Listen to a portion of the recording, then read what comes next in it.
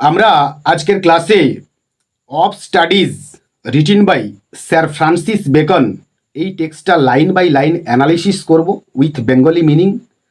আমরা প্রিভিয়াস ক্লাসগুলোতে বিভিন্ন স্কুল এবং কলেজের টপিকস নিয়ে মোর অর লেস ডিসকাশনস করেছি, আলোচনা করেছি। তোমরা চাইলে চ্যানেলের প্লেলিস্ট ঘেঁটে দেখে নিতে পারো।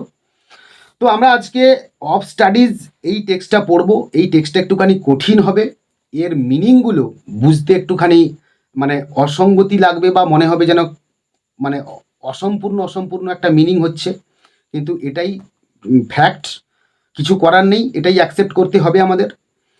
তো এই টেক্সটটা আমরা অত্যন্ত সুন্দরভাবে পড়ব, যেখানে আমরা ওয়ার্ড নোটস, অ্যানোটেশনস এবং টপ এমসিকিউজ নিয়ে আলোচনা করব।